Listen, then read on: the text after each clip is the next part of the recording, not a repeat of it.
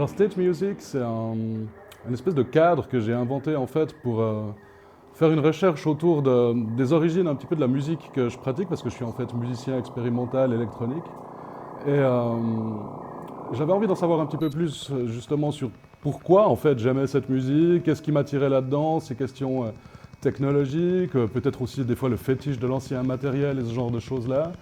Et du coup, j'ai lancé un projet en fait de recherche où j'ai pu visiter en fait différents studios, notamment 4 studios, un à Stockholm, un à Belgrade, un à Athènes et un à Den Bosch aux Pays-Bas.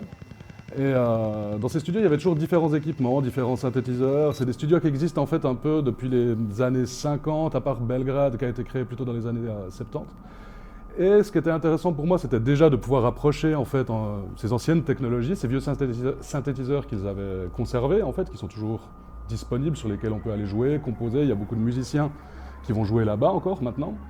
Et l'idée, c'était un peu de savoir comment était né tout ça. Ce qui m'intriguait en fait, la question du départ, c'était de savoir un peu pourquoi cette musique, qui nécessitait beaucoup d'infrastructures technologiques, était soudain un peu apparue. Comment elle avait été financée.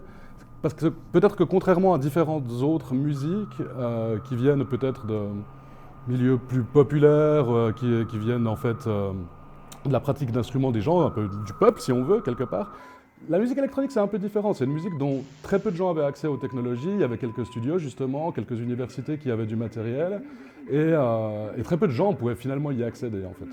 Et j'avais envie de voir en fait comment ces différentes infrastructures, ces différentes institutions fonctionnaient, en fait, pour voir si ça avait donné un rôle, ça avait joué un rôle dans, dans la façon dont cette musique s'est développée.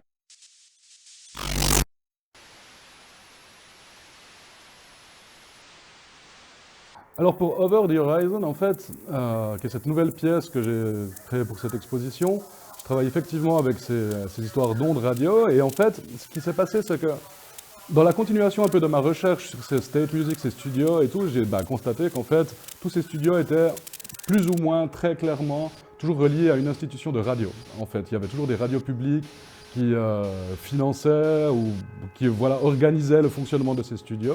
Et du coup, ça m'a poussé à m'intéresser un petit peu plus à l'histoire des radios, en fait, en général, et de leur rôle avec la musique électronique, en fait. Et donc, il y a une relation technologique très claire, en fait, entre le matériel technique qui était dans les radios dans les années 50 à 70, c'est-à-dire justement des vieux oscillateurs, des générateurs de bruit, des choses comme ça, qui étaient des outils techniques qui permettaient la diffusion de la radio, et en même temps, vu qu'il y avait des studios de composition dans ces radios, en fait les musiciens qui étaient là-dedans ont pu comme hacker un petit peu le matériel qui est là-dedans et s'en servir pour créer une nouvelle musique en fait. Je pense qu'il y a aussi en fait des raisons économiques en fait à la création de cette musique électronique.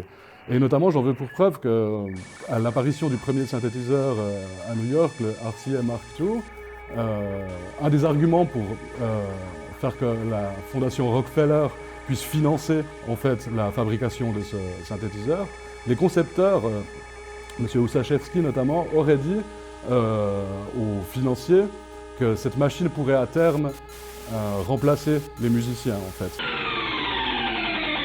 En fait, je suis tombé sur une database justement où j'ai trouvé ça sur le web, une archive de toutes ces machines, mais qui étaient utilisées pour le coup vraiment comme outil de communication en fait, notamment militaire, diplomatique, utilisées par diverses puissances, les pays de l'OTAN. On est dans le contexte de la guerre froide, donc aussi il y a beaucoup de problèmes de communication, de secrets, de cryptage, de choses comme ça qui se font sur les ondes. Et on est dans un monde pré-internet, la radio était très importante pour communiquer. Et du coup, j'ai récupéré toutes ces datas en fait sonores quelque part, ces fichiers audio, qui sont des très courts fichiers audio, et j'étais là, genre, c'est quand même intéressant, vu qu'ils sont faits avec les mêmes machines qu'on faisait la musique dans les années 50, j'ai trouvé qu'ils avaient une espèce de qualité musicale en fait. Ils avaient une qualité musicale intéressante, qui me rappelait en fait de la early electronic music des années 50. Et ça m'a un peu mis la puce à l'oreille, et j'étais là genre, ok, est-ce qu'on pourrait pas prendre ces sons au sérieux d'un point de vue musical en fait, et puis de les utiliser comme matériaux compositionnels en fait. Et du coup voilà, j'ai simplement décidé de prendre toute cette archive et de l'utiliser comme matériel pour créer une composition sonore, histoire aussi de rendre un peu sensible toute cette matière en fait, qui sont finalement ces ondes électromagnétiques qui nous traversent à tout bout de champ, qui nous traversent encore aujourd'hui en permanence, et de les rendre sensibles. Je pense que c'était ça que j'essayais de faire, en fait, c'était de les faire transformer dans une espèce de réalité, quoi.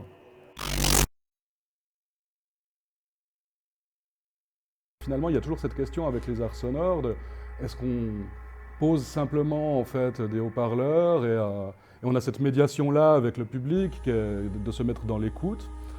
Et ça marche plus ou moins bien, ce genre de dispositif, ça peut dépendre. Mais là, je trouvais en fait surtout qu'il y avait en fait du matériel visuel qui était à disposition, notamment parce que j'avais récupéré ce genre d'ondes, en fait, de représentation visuelle qui me semblait intéressante parce qu'elles permettent un petit peu de visionner ce qui se passe, en fait. On voit un petit peu leur matérialité, on voit qu'il y a plusieurs signaux en même temps, on voit qu'il y a un bruit de fond, on voit qu'il y a différentes choses. Et du coup, je me suis dit que ça pouvait permettre aussi, en faisant ces impressions sur tissu, d'occuper un peu cet espace et de rappeler un petit peu cette légèreté un petit peu de ces ondes électromagnétiques, ce côté un peu flottant, ce côté un peu dans l'air. Et après, pour la vidéo, en fait, l'idée, c'était de passer l'audio à travers un appareil qui s'appelle le Synchronator, et qui est un appareil qui, en fait, transforme très simplement, en fait, un signal audio stéréo en RGB, en couleur, et en signal vidéo. Et du coup, l'idée, c'était ça. C'était simplement de trouver des nouvelles formes, des nouvelles médiations, à chaque fois de retransformer ce signal en un autre signal qui repart en un autre signal, et de créer une espèce de chaîne, en fait, pour explorer les différentes possibilités de rendre visible, en fait, toujours cette histoire de signal et de message, en fait, un peu. To master it, that you have to, kind of negotiate, that you have to do something. Je me suis rendu dans 2 studios, à Radio Belgrade et Aximé à Athènes, où étaient encore conservés 2 synthétiseurs assez rares, qui sont les IMS Synthi 100. Il y en a eu moins de 30 qui ont été produits dans le monde.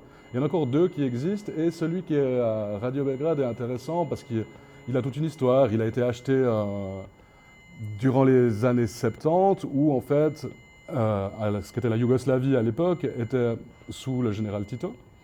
Et le général Tito avait cette idée de la Yougoslavie comme un espèce de point de rencontre, ils appellent ça le pillow, le coussin entre l'Est et l'Ouest. Et il y avait cette idée de l'émergence des arts expérimentaux à Belgrade et en Yougoslavie à ce moment-là.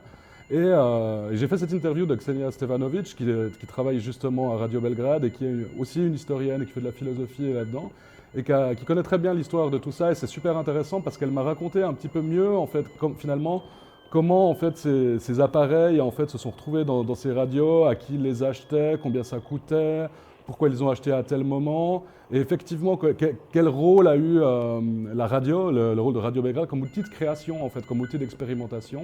Il y avait des choses très folles qu'on n'entendrait plus maintenant à la radio. Et la radio est moins utilisée aujourd'hui comme un lieu d'expérimentation sonore, comme un lieu de création. À l'époque, ça se faisait quand même encore beaucoup.